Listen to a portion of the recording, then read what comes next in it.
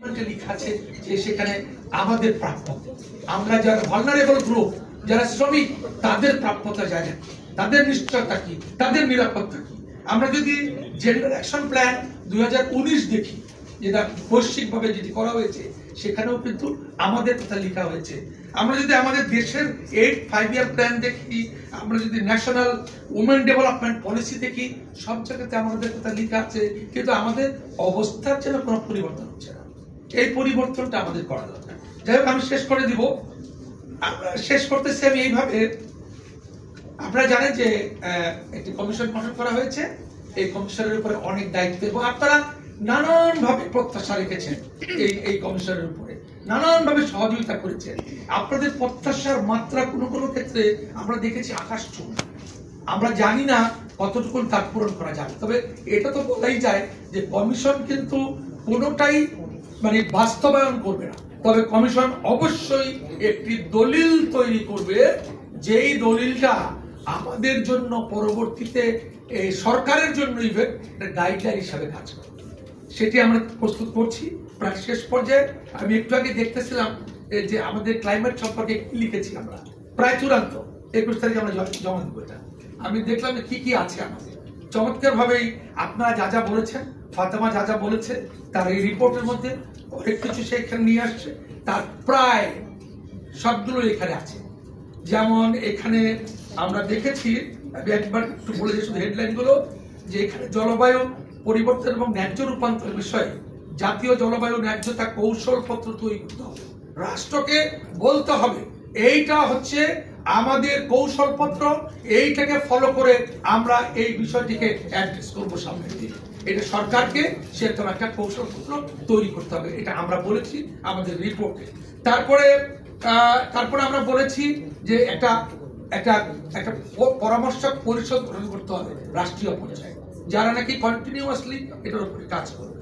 তারপরে একটা তহবিল, এটার মধ্যে ফান্ড তৈরি করতে হবে, বড় ধরনের বাজেট রাখতে হবে, যাতে করে এই ইস্যুগুলোকে আমরা অ্যাড্রেস করতে পারি।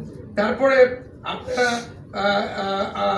ঝুঁকি নিরূপণ করা, অর্থনৈতিক সামাজিক নীতিসমূহ হালনাগাদ করা এবং জবাবদিহিতা বাড়ানো, পুনর্বাসন করা, এর দক্ষতা বৃদ্ধি করা, নারীদের প্রতি অধিকতর সংবেদনশীল ন্যায্য রূপান্তর নীতি তৈরি করা, আন্তর্জাতিক ব্র্যান্ড সমূহ এবং ক্রেতা সমূহ যারা সাপ্লাই চেনে আছে তাদেরকে আরো বেশি এই প্রক্রিয়ার মধ্যে নিয়ে আসা এবং একটা নির্দেশিকা তৈরি করা, ইত্যাদি ইত্যাদি। ডিটেলস বললাম না, কয়েক মাসে করা, শুধু হেডলাইন গুলো বললাম।